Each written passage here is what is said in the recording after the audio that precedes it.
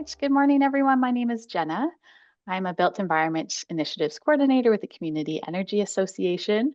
And today we are joined with Dara Bowser and Ryan Coleman to learn how builders can utilize some tools to ensure that we're keeping our houses cool in these warm summer months coming up. All right, just next slide there, please, Dara. Perfect. So I'm joining from what is now known as Cristova. It's a small community just outside of Nelson, and just wanted to begin by sharing my immense and deep gratitude to the generations of Indigenous leadership in these lands that led to us being allowed to enjoy these waters and these mountains and these rivers and these forests in the way that we do. So a big thank you to the Ktunaxa Nation, the Snayaks Nation, and the Silks Nation. And as part of CEA's commitment to truth and reconciliation, we like to begin these sessions by highlighting Indigenous leadership in the built environment space. So the Newhawk Nation are located in and around what is now known as Bella Coola. A Newhawk housing specialist and advisor, Richard Hall, who has 35 years of building experience as an international red seal carpenter, recently produced the West Coast Building Standard Residential Construction Specifications. It's a publication he developed in partnership with RDH Building Science and David Wong Sea to Sky Architecture and Urban Ecology, with support from BC Housing, BC Hydro, and the province of BC. So the West Coast Building Standard incorporates recent building science technology and practices, including energy efficient concepts and reduced embodied carbon levels. And most importantly, the new designs featured in the guide complement the cultural lifestyles of coastal communities.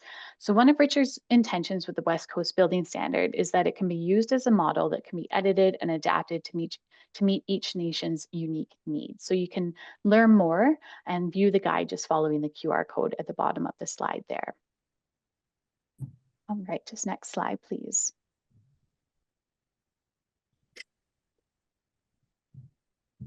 Perfect. So for those of you who haven't joined a webinar with us before, I'll just quickly introduce you to the Community Energy Association, or CEA. So we're a registered charity and nonprofit committed to accelerating bold action by local governments and Indigenous communities related to climate and energy.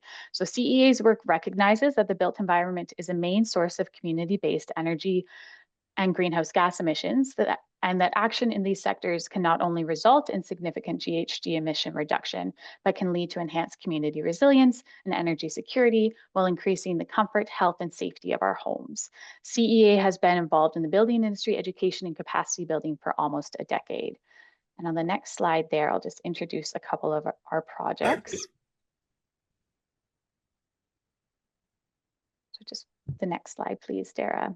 Perfect. Okay, so building a legacy in Kootenay clean energy transition and retrofit assist are examples of some of these projects through which we coordinate and deliver various activities supporting contractor capacity development in BC.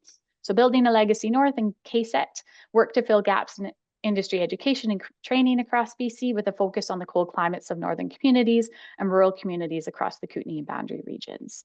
Retrofit Assist offers a comprehensive concierge service to guide homeowners through the process of completing home energy retrofit projects. And CEA recognizes the importance of supporting industry capacity through this program. So if you operate in Roslyn, East Kootenay, Kamloops, Whistler, or Squamish, watch for more details in the chat about how you can become involved as a Retrofit Assist authorized contractor. Today's webinar is in thanks to the various funders just listed at the bottom of the slide there. And for a full list of upcoming events and webinars focused on high performance building, please visit our website at communityenergy.ca/events. And then the next slide there, just a quick plug for the Home Performance Contractor Network. This is a network that enables your clients to access provincial and utility rebates for heat pump installations, new windows and doors, and installation upgrades. So there are other benefits of joining the network, including subsidies for industry-specific training.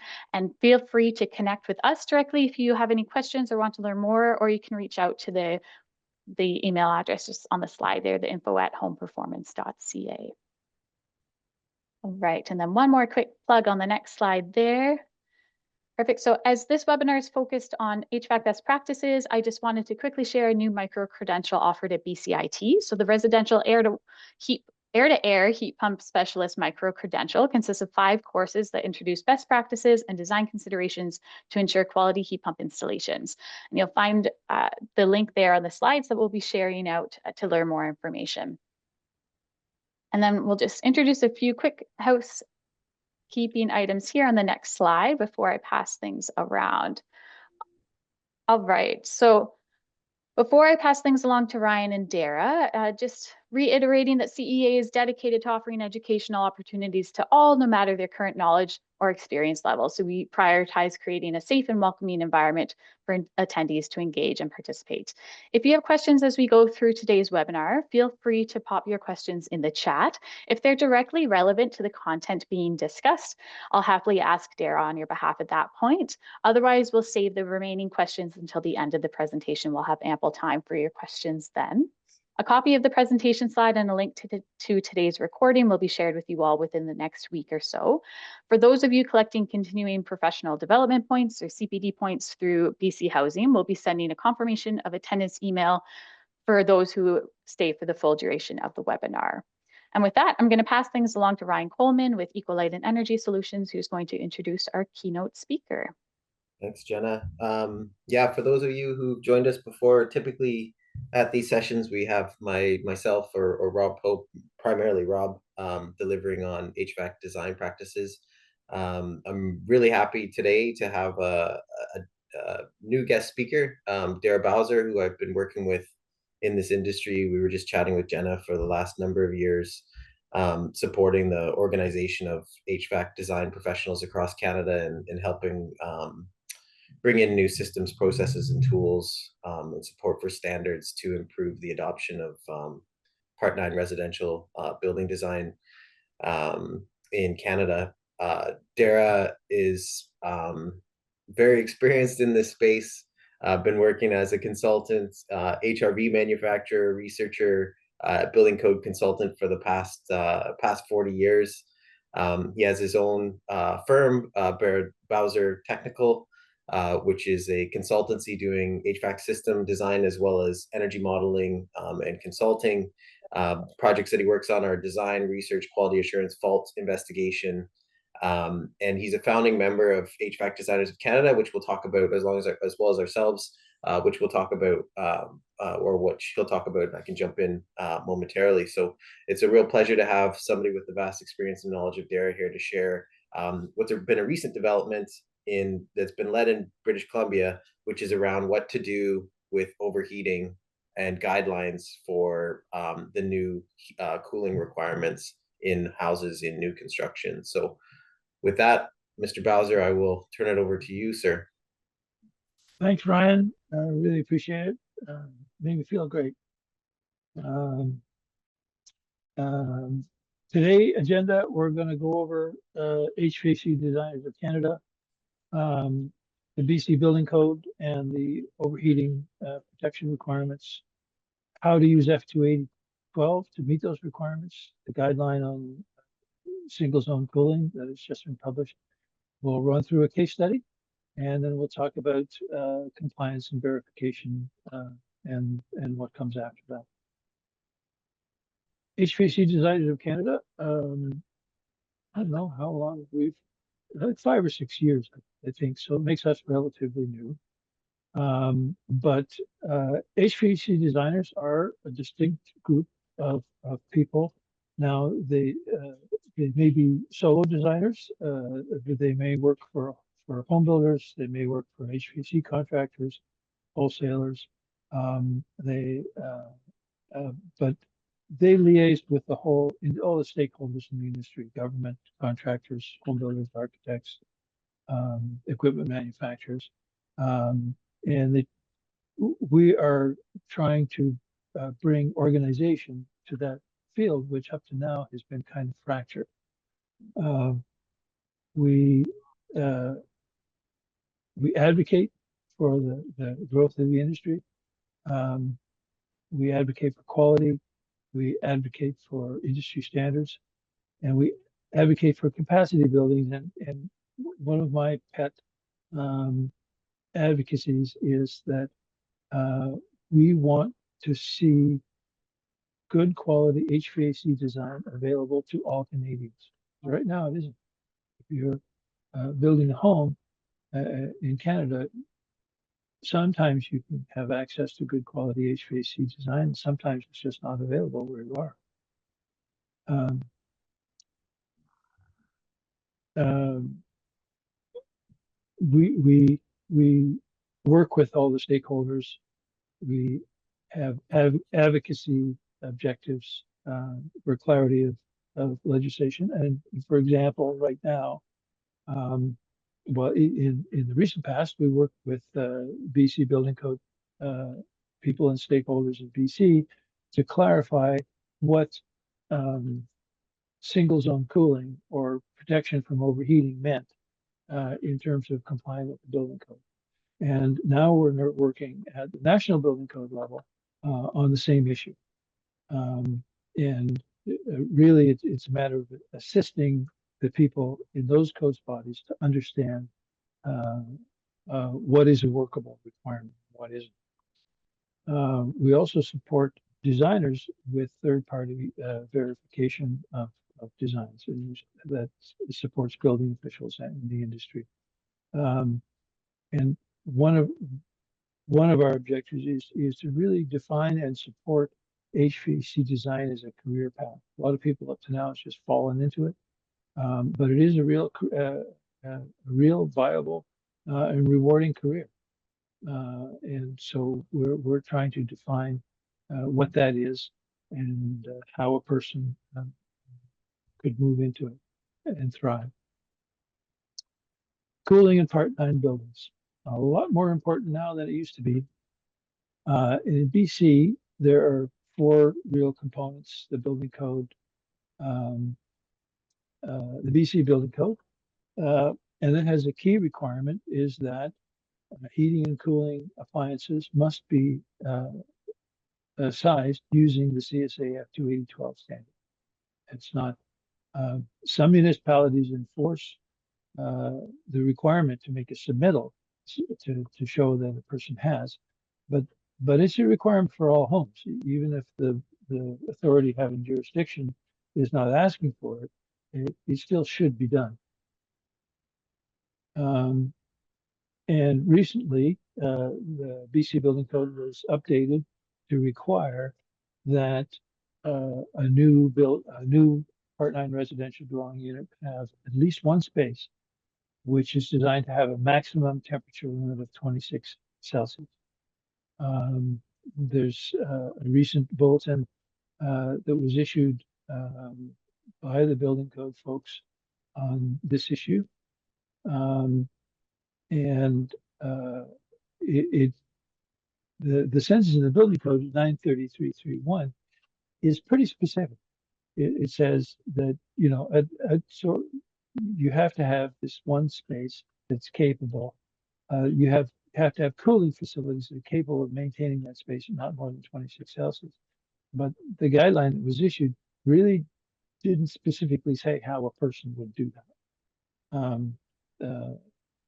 And when you go, other than saying, well, you could use CSA F280, when you go to CSA F280, when it was written, and the last edition was 2021, cooling a single space in a dwelling unit was not considered. The drafters of that didn't think anyone would do that. It's really for the whole dwelling, and when you're cooling the whole dwelling, it will tell you what the individual cooling requirements are in each room, but it doesn't tell you that if you wanted to cool only a single room, how much cooling you would need. So there was a clear need to have guidance. So we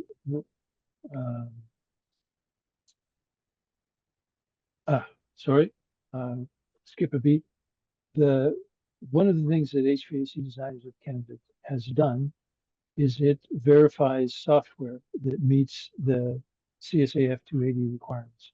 So the software vendors have to go through a test cycle where they demonstrate that their software produces accurate results according to CSA F280. And this is listed on there's a listing on the HVAC DC website that says, yes, these are the verified software, and there are 7 software verified to date, and we have 2 more that are in verification process.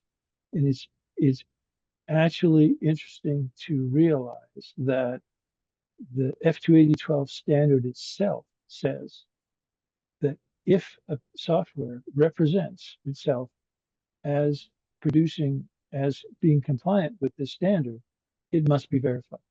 So if software is not verified, but it says that it complies with F280, it doesn't comply with the standard because the standard itself says the software must be verified.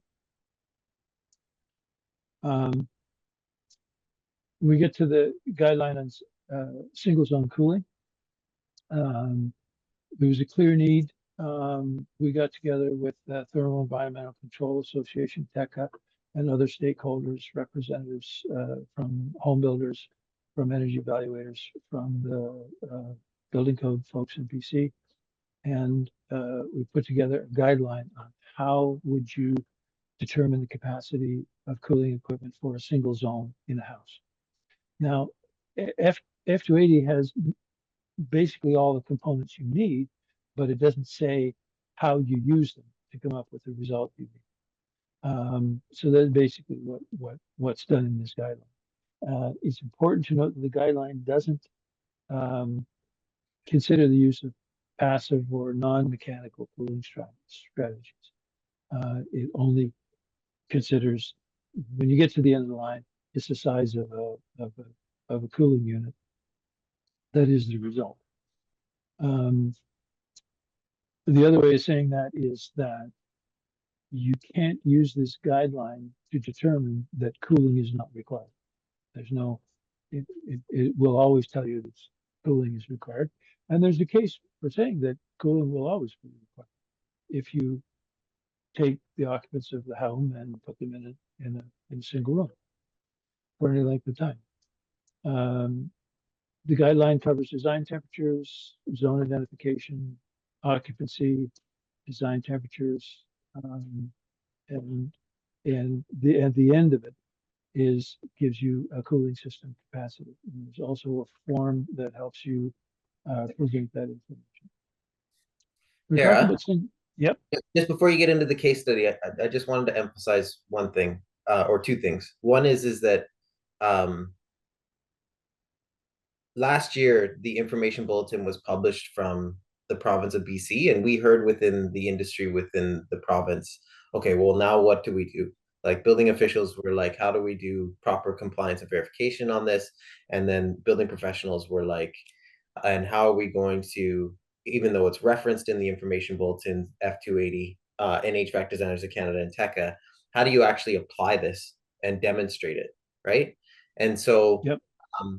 It took a little bit of time when you're dealing with that many stakeholders, but like this is really about raising awareness now of this specific guideline that was published last month that is now available for contractors, energy advisors, builders, building officials to now, if you have a house which is going to be applying a single zone cooling, how are they doing it and how are they going to demonstrate compliance and verification? So the point that I want to emphasize here is like there was a real need here to clean up, I guess, the how people do this and then how they demonstrate proper sizing and meeting the design intent of the information bulletin that was issued by the province of BC. So this is your source for that information.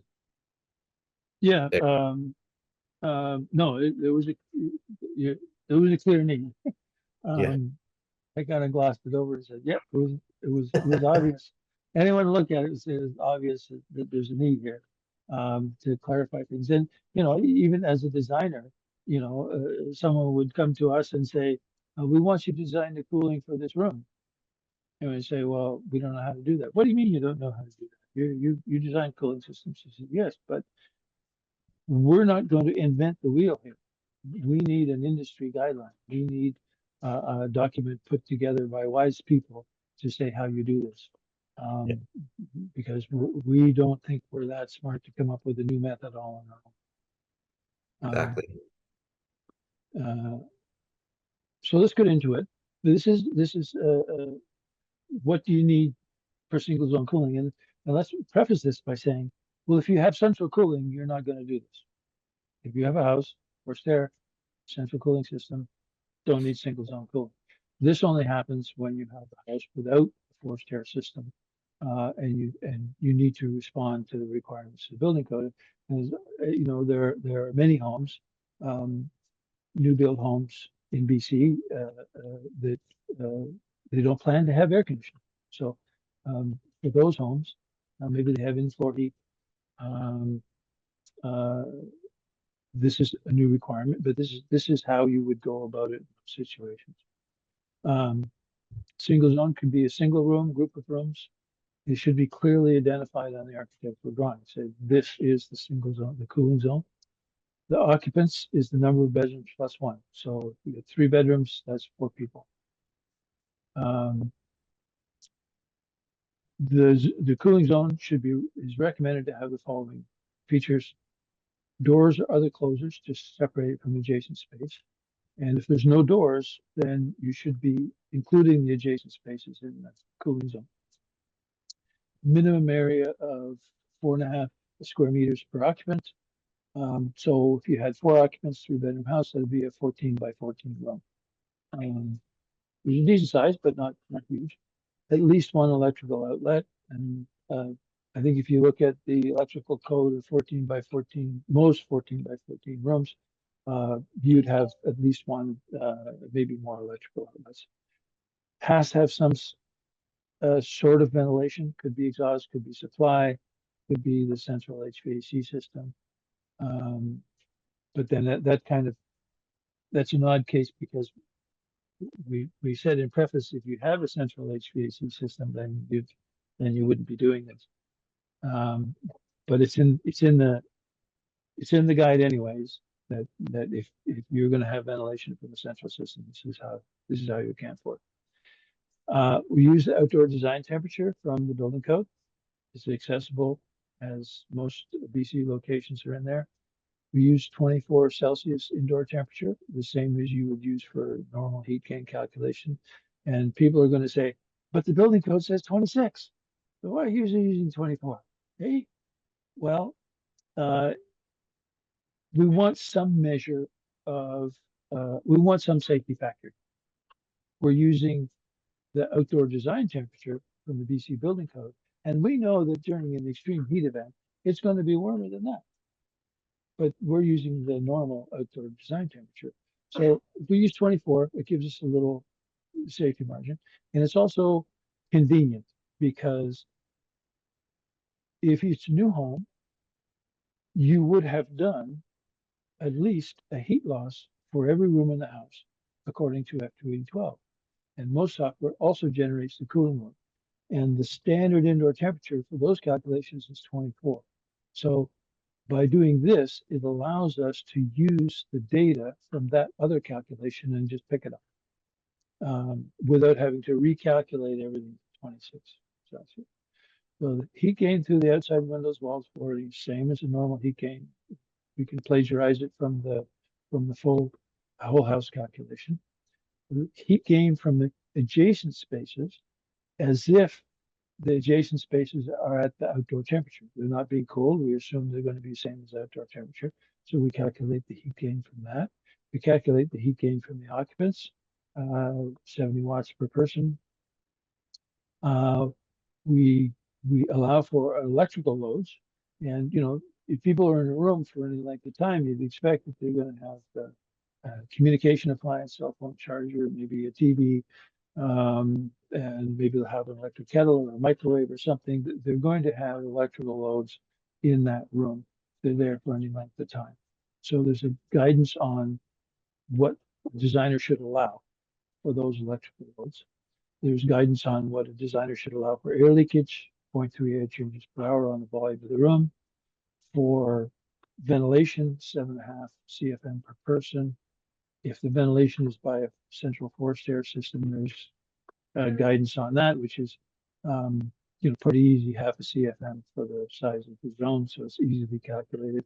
And at the end of the day, to account for latent load, we just add 30% to all of the sensible loads.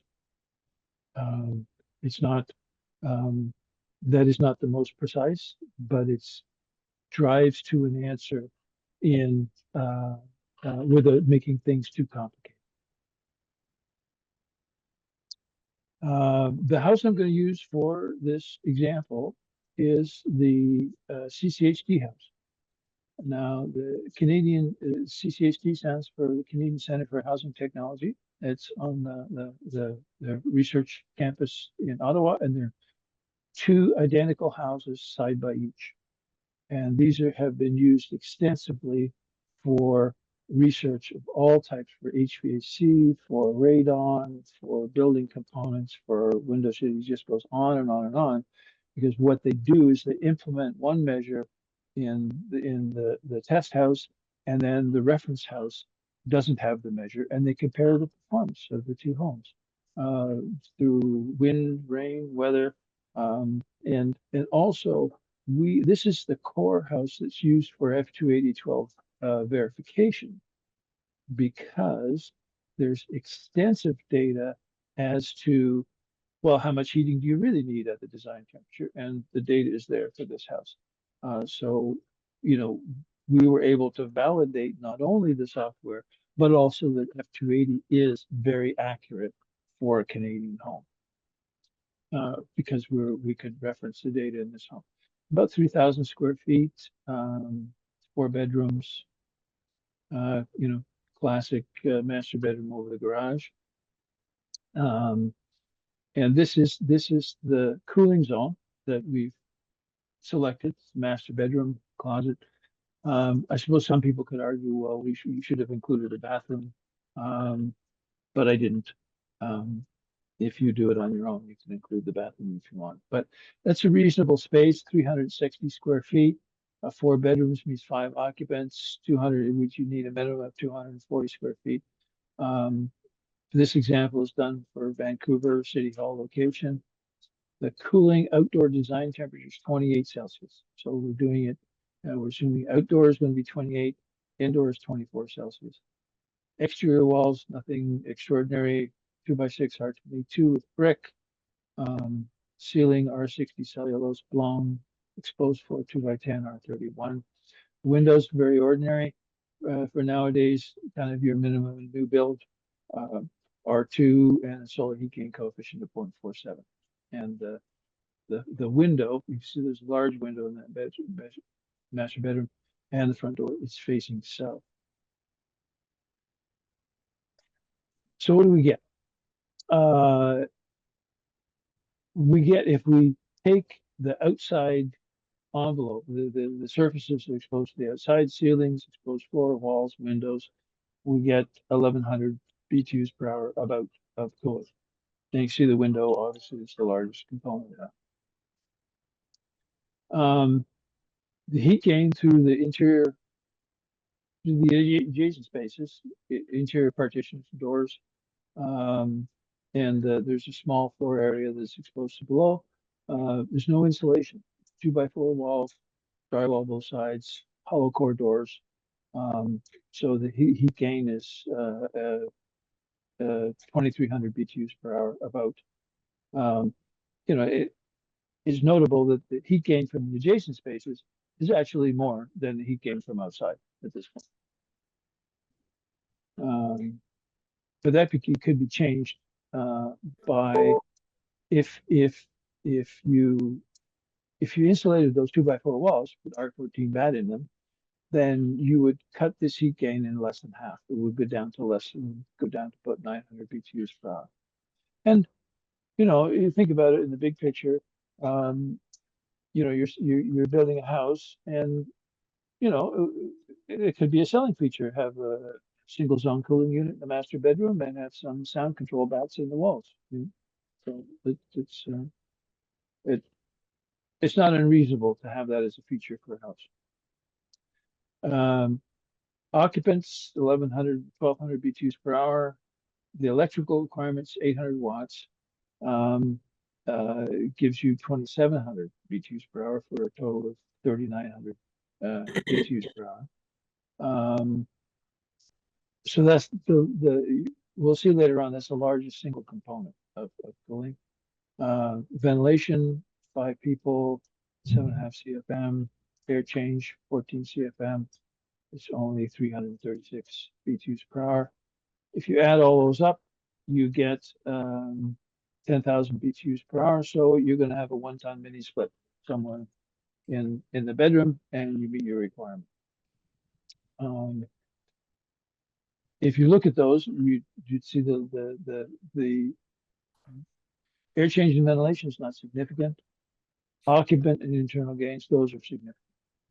Do you remember I said previously, in most climate zones in the summer, if there are the occupants of a room, of a house, go to a single room and stay there for extended periods of time, their heat gain and their electrical use is the dominant factor.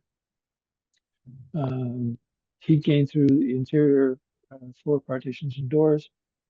It's also significant, but if you just insulated the walls, it would be reduced significantly by more than half.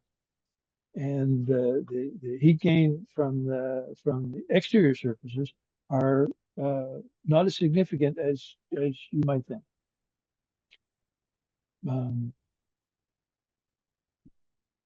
So that's the worked example. If there are any questions specifically about that example, I can answer them now.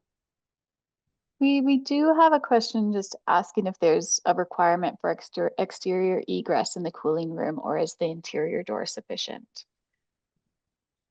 The guideline didn't address that. That's a building code issue, really. And the comments on the guideline when it was out for public review, that was one of the comments. But we had a need to stay within our sandbox. And our sandbox was, if you have a space in a home, this is how much cooling you need.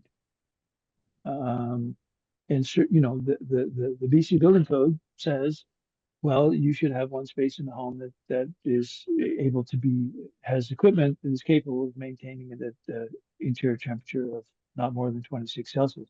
Building code itself doesn't talk about egress, but that's a really good idea, and maybe we should be suggesting that to the folks at BC Building Code to say, hey, you know, you should have some requirements in the building code about the configuration of this room.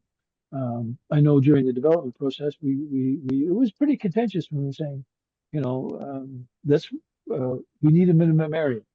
Like, you can't just take a closet and say, okay, this is your cooling zone. And you know, even you know, the fact that it has to be at least one electrical plug. Because, you know, if it's a 1-bedroom apartment, then, you know, it's for 2 people, and that can be a really small room.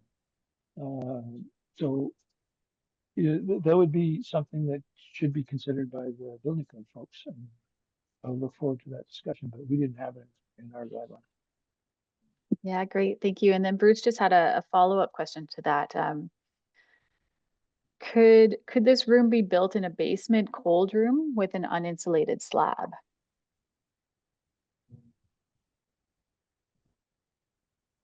Well, it wouldn't be a habitable space in the building. Like, it wouldn't. I mean, my understanding of this is that it's a space that's within the dwelling unit, and if you have a cold room, it's not within the dwelling unit. It's not a habitable space. So, I know the discussion of, oh, we just have a basement room. Yeah. Well, that's not true anymore, because basements are now well insulated. And my experience and the designer's experience, people have home theaters. And you know, if you design the normal amount of cooling for this room, where 3 or 4 or 5 people, go and sit for a couple hours at a time, you will have a significant issue. The room will be too warm. So the theory that it could be a basement room and you wouldn't need cooling for a basement room because you don't normally need cooling for basement rooms. Well, that's because in the past they weren't insulated or at all, and people don't gather in a single room and spend a lot of time there. So, but when you look at the occupant electrical internal gains, you take a basement room and put 4 or 5 people in there, they're going to be warm, and there's no longer the ability of that room to dissipate the heat to the surrounding soil because the building code requires those rooms to be fully insulated. Okay, great. Thank you. Yeah, I was definitely surprised to see how high that occupant and electrical gains was. Okay, thanks, Dara. That's the questions we have for now. I'll let you continue. Okay, onward and upward. So, Yeah. um, Stick a hand in it again. That's it. when we talk about compliance, how do you show that you're meeting the building code? This bulletin from BSSB says that as a designer, you're required to provide sufficient information to demonstrate that this living space meets the 26 Celsius indoor design requirement as per CSA F280. Well, and we discussed before, CSA F280 did not tell you explicitly how to do that. There is a system for a designer to demonstrate to the building department that the house as a whole complies with F280-12 and using verified software. And there is a pre-existing process which includes compliance forms and a accreditation system for HVAC designers, so that the building official can receive a form in a standard format using verified software by a person who's qualified to do those calculations. And it's all verifiable and obvious. All of the software providers have these forms.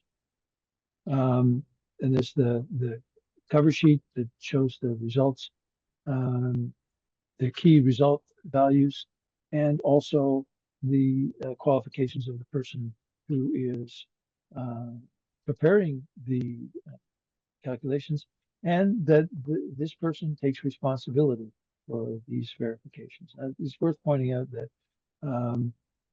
a designer who is accredited by HVAC Designers of Canada has errors and emissions insurance in place to do the work that they're doing. So Dara, Now, can I just yeah. jump in real quick? Because I just want to emphasize one thing here, and that's so very much the strategic approach that was taken here is very similar to what folks in British Columbia will be familiar with when it comes to the BC Energy Step Code forms, right? So it was regardless of who's modeling, whether they were using PHPP or HOT 2000, what they had to demonstrate in terms of compliance with step code in the authority having jurisdiction was via a standardized reporting format. And that was developed to help both like industry reporting, but compliance and verification on the building official side of things. So what HVAC Designers of Canada, and kudos to Dara really as the brainchild on this, was, we had these, first of all, we had unverified software tools. So that was the starting point, which Dara mentioned, like, let's get all the software speaking from the same hymn book, so to speak. And then the second part to that is all of these vendors had their own reporting packages, which makes it very difficult for folks on the end of like wanting to do compliance. Well, what's important information? What's not? Where do I find this field? Where do I find that? Right. And so Yeah.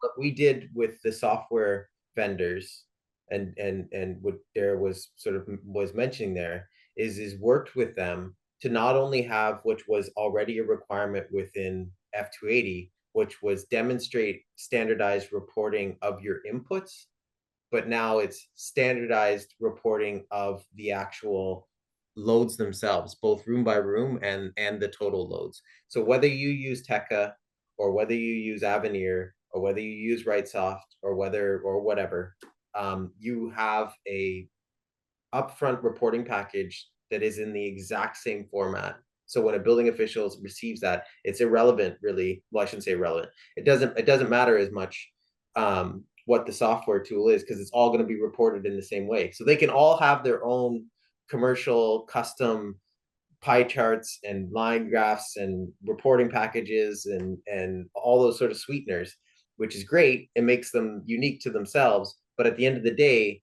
the thing that's going to drive more adoption of this is the standardization of it. And that's what's happening. Yeah, and just the nice thing, and I was so pleased when it came together, and all the software vendors said, "Yeah, we're on board with this. We can do it." Is that it's built in. Exactly. Like, I don't know how many times in over the history of I've been at this for 40 years, so I've seen all the iterations of building code requirements, and um, so the people send you a form and say you got to fill this in. Oh crap! Well, I've already done all the work. Why do I have to spend time to fill in all the little boxes? It's built into the software. You just push the button, it generates. There you go. You're done. Um, and the other thing about this is the uh, qualifications of the designer and their attestation. Um, the whole compliance uh, field changed in Ontario. The building code compliance went through a significant transition. It's about 20 years ago now.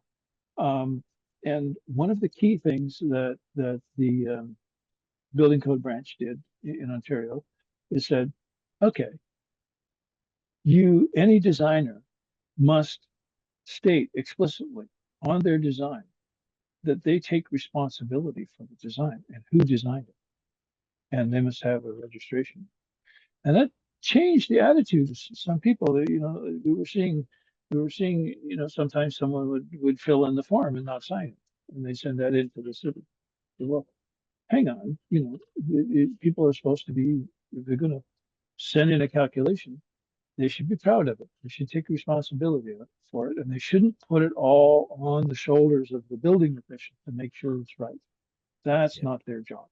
Their job is to make sure it's done and to make sure it's done by someone who knows what they're doing. And if there's a problem, that person will be responsible for it. Kind of basic. I'll get off my soapbox. And so we did the same thing for the single zone cooling. And there are software vendors who are working on putting the single zone cooling module into their software, but it's not quite here yet. The guy who's closest to it says it's going to be in their May release. So right now, the compliance form for single zone cooling is in a fillable PDF, but we're expecting down the road that software vendors will include this module in their software, and that it also will be an automatically, you just say, okay, produce a single zone cooling calculation and the form, and there you go. And the same kind of thing. Now, all these forms and the cooling guide, they're available. I have a list of links which Jenna will send out to people later on. these forms are available on the HVAC DC website, and you'll have the web links and you can go get them. So what did we do today? We talked about BC Building Code and their new provision for reducing overheating risk. We talked about the guideline for cooling in single dwelling units that uses F280-12, and we talked about F280-12 being the only code compliant methodology for right sizing HVAC equipment. And we talked about the standardized submittal forms, both for the whole house and for the single zone calculations. There you go. Thank you very much. You've been a fantastic audience. We're open to questions. Wonderful. Thanks, Dara. Thanks so much for presenting that and breaking down the information and then tying it all together in the case study. I appreciate it. Folks, we have plenty of time for your questions. Feel free to pop them in the chat. If you're comfortable, you can always raise your virtual hand. You'll see at the bottom of the screen the React button. You can select that button and hit raise hand if you want to ask Dara directly. I know it takes a bit of time to get your questions in the chat, so we'll just give it a few minutes here. Dara, I got one for you. Oh, go ahead, Normally, Ryan. I'm going to leave the slides up because we may want to go back to a slide if there's a specific question. Sure. Go ahead, Ryan. Yeah, maybe share some of like the common myths that we were hearing. Like, what about if my location has a outdoor design temperature that's less? Do I need to do this? Like, Yes, yeah. Can you just speak to some of those? Because like those things become, the classic sort of like telephone game, and then they become, people think that like that all of a sudden, because that is fact, right? So if you could speak to some of those, because I think that's important. Oh yeah, it's a classic something people make, and it sounds truthy, right? It sounds like that could be, Exactly. That you don't need to do this if the outdoor design temperature is less than 26 Celsius. Very, very common assumption. Something's going on there. One is the outdoor design temperature in the BC Building Code is historical. It's not even current to today. That you can expect with climate change that the maximum summer temperatures, even under normal conditions, will exceed what's in the BC Building Code. And we're talking about extreme heat events here. We're talking about when it gets really, really hot. And, that extreme heat event that happened in 2022, the outdoor temperatures were far in excess of what the normal outdoor design temperature was. But the reason that we use the outdoor design temperature for this calculation is that's the only thing we got that we can refer to. Because anytime you get into predicting future temperatures, well, then you just take the whole year and have a lot of smart people in the room arguing about something. But that's what we got to rely on. The other thing is that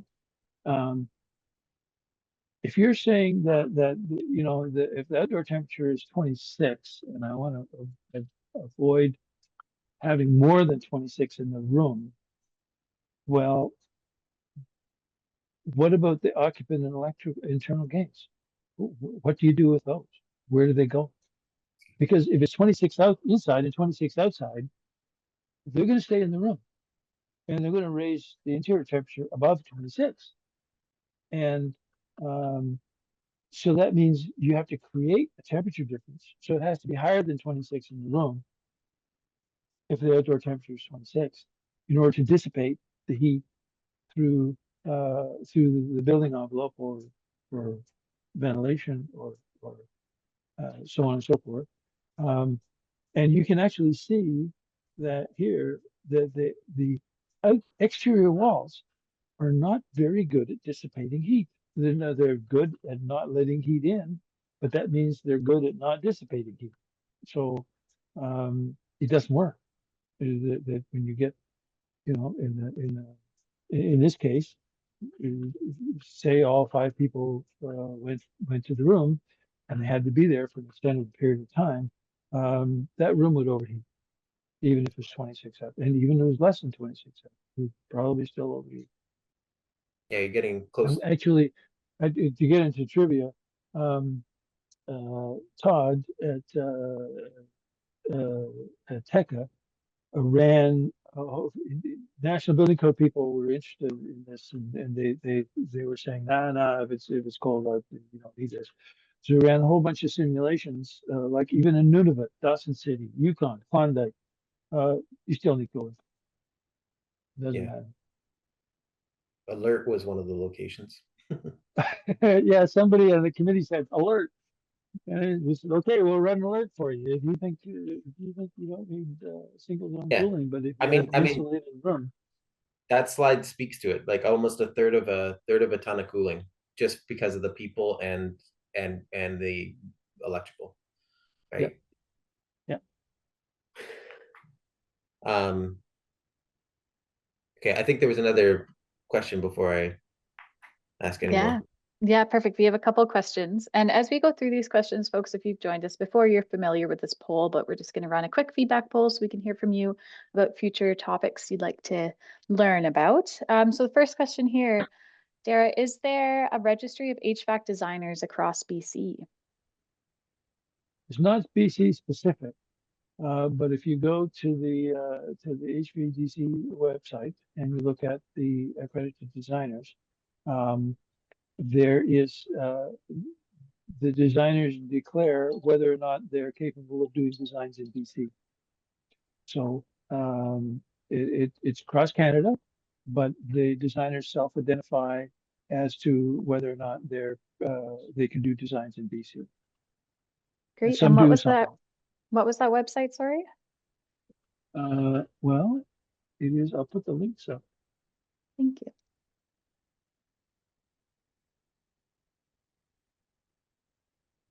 Okay. Oh, there we go. Can we see that? Yes. Yeah. And folks, will share these links out in the follow-up email too. So that's that second link there, or third, Yeah, I so the guess. designer listing hvacdc.ca, find a designer. And if there's any building officials on here, just a bit of an emphasis plug. We've treated you as special and created a custom page specifically for building officials to help with this subject matter area. So being able to access forms, and FAQs and technical information around load calculations and the subject matter we have today. So and technical talks, they have access to those as well. So building officials have a unique access to some of this information. And I'll put that up. And also, if you're a building official and you want, this page is not accessible to the public. If you'd like access to the page, sign up, be a member, and for a building official, it's no charge. Wonderful. But we have to verify that you're a building official. So that's the building officials page. Now, the links I have given are can go directly to these areas, but it's a building official have access to those things and a forum for asking questions. So forms. This is the BC Building Code form here. And you can download that. The single zone cooling guide is there. So, you know, there's a resource of documents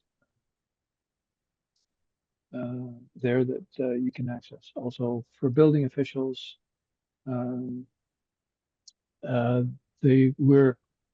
we've got a library of Tech Talk videos that spans over 3 or 4 years now, right? Yeah. And, Similar to you know, yeah. we're building an FAQ section. We'll have two, but I just written another one. Um,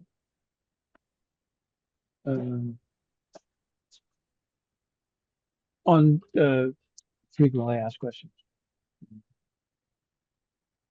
Great. Yeah, lots of great resources there. Thank you. All right, our next question here, we can never get away from questions around cost, but just asks, what is the typical cost to have the system designed and specified? Ooh. How long's a piece of string? That's a commercial question. Talk to me offline. Send me your house plans. We'll give you a quote. That really depends, and it depends what you're doing, and it's kind of like we wouldn't. I'm just talking about us as a company. We wouldn't design a single cooling for a single zone without doing a heat loss and gain calculation for the whole house. The single zone would be a subcomponent of that, just the way we work. And then, in terms of HVAC design, is there an in-floor design with that? Is there a ventilation design with that? And then how big is the house? The price for a tiny home is different than the 10,000 square foot monster. So how's that for not answering the question? Yeah, I would just say, Bruce, it's important, like anything else, including EAs or any sort of professional services. It really comes down to the project itself. And so, Dara was speaking to a few of those items, but like, is it forced air? Is it forced air with hydronic? Is it ventilation? Like, and then there's all the sort of like design attributes that folks may be looking for. Some high-end homes will get designed in three-dimensional versus like two-line or single-line diagrams. So I think the best thing to do is to find a qualified designer and then match up what you need specifically for your project and what you want the outcomes to be from a design contribution standpoint. But the last thing I would emphasize is if you don't, you're designing by coincidence instead of designing by math. Great, thank you. All right, our next question here. Yeah, maybe it would be helpful with this question just to clarify the requirement that this is within the code and required for new builds. The requirement. Yeah. So are you talking about this question from Parmesh? Yeah. Anna? Yeah. Yeah. So he's asked this question, Dara. What role do you see single zone cooling systems playing in future community energy planning, especially as climate adaptation becomes more urgent? Will this be a requirement in communities with wildfires becoming a major risk? Well, this is a requirement now. So you have to demonstrate that at least a room can meet, at least one room, if you're not doing whole home cooling, is going to meet this requirement. And that's the big change. Yeah, for any new build in British Columbia, that's a requirement. And I think that, not to speak on behalf of the policy folks, but the transition to performance-based codes and zero carbon step code is helping to facilitate wider sort of heat pump adoption and things, and whether that's dual fuel or all electric, and that comes with cooling, and so you don't have to worry about the rigmarole of figuring out what do you need for one room and then investing in a 1-ton heat pump when you could have just done whole home cooling and not had to worry about this. So but there is going to be situations, and that's what we're trying to do assist with here, is in those situations where folks are choosing not to do whole home cooling, how do we do this in a consistent and standardized way so that compliance is very so professionals can be putting in appropriate solutions in appropriate rooms, and then the compliance and verification can be done behind that, so we don't see things like, you know, a closet and stuff like that. Right, yeah. Because Closet in the it'll basement. be Closet in the basement. it'll be a race to the, like anything else, it'll be a race to the lowest common denominator if unless there's proper guidance out there for. But yeah, to be fair, some of the discussion early on from some policy-oriented people was that, oh, this is such a small, people should be just installing heat pumps, and this is such a small subset of the built environment that we don't really need to pay attention to. I don't think that's fair. You know, there's and you can't say that that a person who wants to build this way that they can't because the industry and the policy people have said you don't count because there's so few of you. I'm not on board with that. Sorry, it's my socialist streak showing up right there. Great, thank you. I appreciate it. Great, and so folks, if you have more questions, go ahead and put them in the chat. But Ryan, you were pointing to a couple myths. I don't know if there's others you want to introduce. Oh, yeah. Shoot, I lost that train of thought.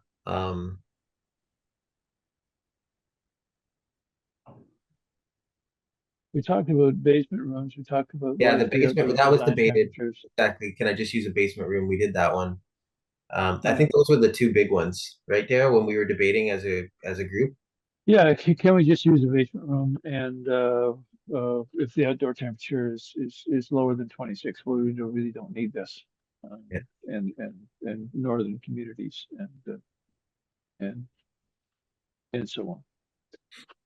And the other myth was, well, I've done a room by room heat loss and gain using F280. I'll just take the cooling load for that room. Exactly. That's a good one. That's the other one. So no, I've covered it. That's a cooling load for this room. But if you look at the F280 output, the cooling load for that room is in this house probably only 2,000 BTUs per hour, based on the windows and the outside walls, assuming that there's two people in the room only for a limited period of time. And they're mostly sleeping there. They don't cook in there. They don't watch a significant amount of TV in there. It's your son-in-law in the basement is watching TV.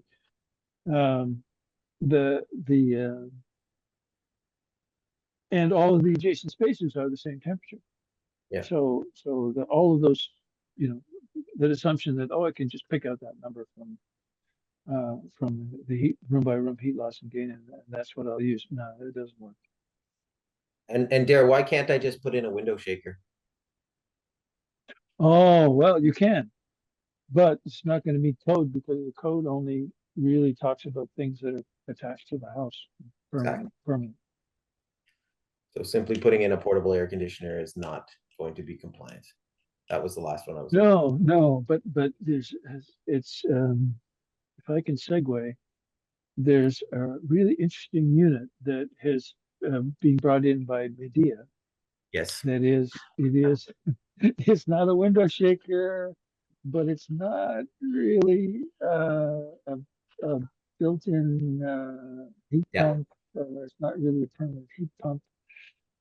That's really a hybrid unit. It just doesn't. Primarily for MERB applications, multi-unit residential. Yes. We do have one now. We have 40-unit job, and they wanna upgrade it using the CMHC Affordable Housing Fund, and it looks like that's the main route. They have window shakers now in that apartment building, so it'd be a logical upgrade for them. Jenna, we might include that in the good plug for the May new heat pump technology webinar. Like I know we're going to talk about refrigerants and stuff, but that's yeah, Dara's highlighting a new technology that's come out that's heat pump, but portable-ish. Yeah, great. Yeah, so folks, thanks for that reminder, Ryan. We have one more webinar left in this series, and it's looking at new heat pump technologies. So that's in about a month, and you'll find the registration link in our follow-up email as well. Oh, all right. A question came through. Perfect. Are there preferred technologies or design strategies you recommend for meeting the single zone cooling requirement in a cost-effective and sustainable way?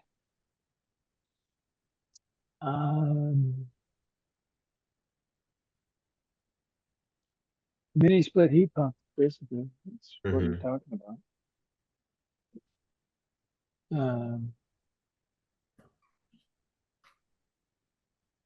And you know, I don't think there's a lot of choice out there. Yeah, and if you're building a house with forced air, like You don't need it. You just put better in, not. just put in cooling. Like Yeah. yeah, Here, I got that's the heat, the window heat pump we're talking about. Oh, wow.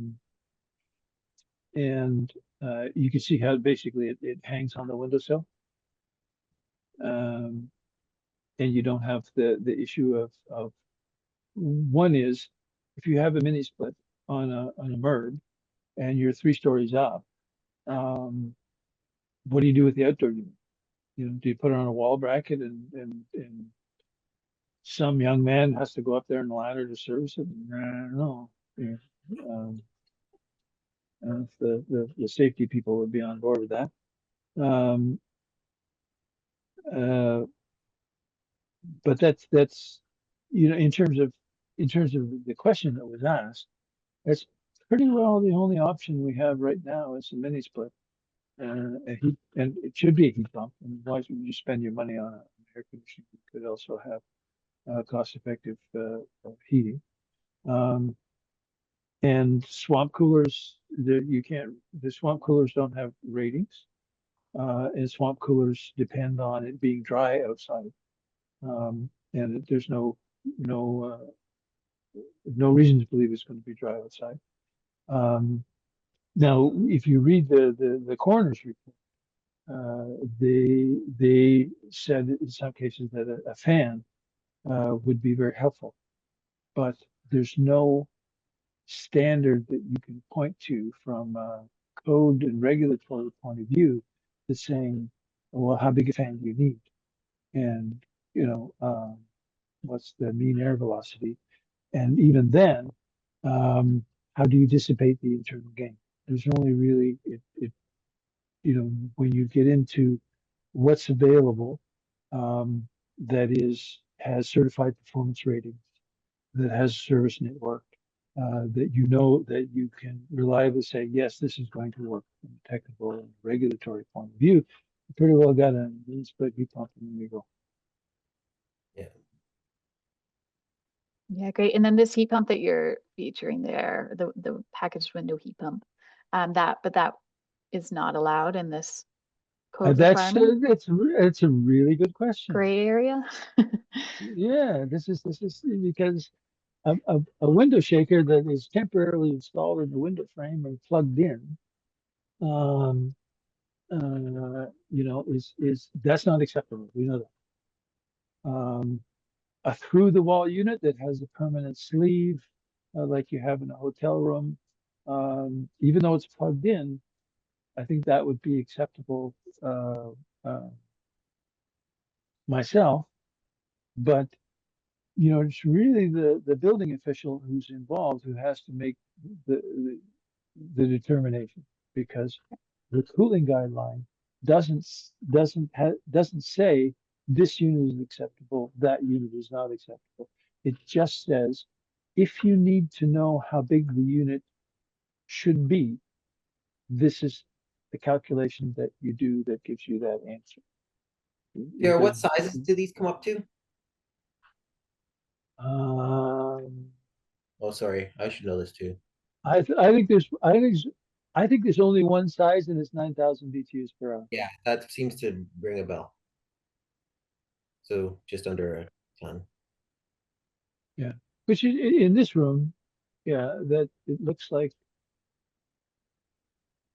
I'm seeing a bunch of different configurations, but I think that it's all 9,500 BTUs per hour. Right. And you can tell that their market is warm places on the planet because they have it rated for 109 degrees Fahrenheit outdoor temperature. Wow. So these are sold in warm places,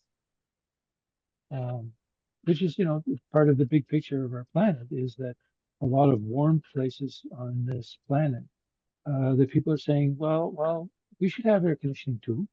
Like, why only you people in rich places have air conditioning, like you're special or something? It's warm here. We should have air conditioning too. So, you know, it's a global product, obviously. But like I said, this would be a good question to a building official as to whether or not this would be acceptable and meet the intent of the code, because it's um, really quite ambiguous. I mean, and it's not, to say the deliberate. This is anecdotal, but I know a building official came to me once and he said, I found a housing development and they only had one HRV for the whole development. He said, what? All the homes are supposed to have HRVs. That's code. And he said, yeah, they had the one HRV and they would get their occupancy inspection and then they would just move it to the next house. Great. So And we you have a have- question again specific, sorry, to that heat pump. Yeah. You're generating a lot of interest in this, I think. But just a question around the sound. So what is this SON of this heat pump? And will this also need to comply with the maximum 1.0 SON? Sorry, I'm not sure if I'm saying that right. Of a ventilation fan as mentioned. Zones. SON. I don't think zones apply to heat pumps, but zones are usually for ventilation fans. Okay. This is a heat pump. I mean, you could. I mean, say if you had a window sleeve unit in the PTAC, do you put one of those cheap, noisy PTACs that they put in hotel rooms to abuse their guests, or do you put in something that's nice and quiet? And I'm guessing this is nice and quiet. But usually these things are rated in dBA and not zones. Okay. Yeah, it looks like a great potential solution. Thank you for sharing. It's just, yeah, it's interesting, and see, there's only one vendor now, so it doesn't really make a market. It's nice to have, a choice of vendors. Somewhere in that. I'm sure we'll see more come on market. Great. Yeah, All right. and I haven't. Oh, sorry. Go ahead, Dara. Good. No, it'd be a great solution. I think technically it's a great solution for retrofit. Great. Perfect. All right. I haven't seen any further questions come through the chat. Maybe we'll just give it another few seconds here. And in the meantime, just a big thank you to Dara and Ryan for working together to share all of this important information out to us. And a reminder to you folks on the call that we'll share out the presentation slides and a link to this recording within the next week or so. So keep your eyes peeled for that. All right. And no other questions have come through. So I think we're just going to call it, give everyone 15 minutes back to their day. And big thanks and appreciation again. Thanks everyone for joining us. Thanks, everybody. Good stuff, Dara. Great. Thanks, right. everybody. Bye. Thank you.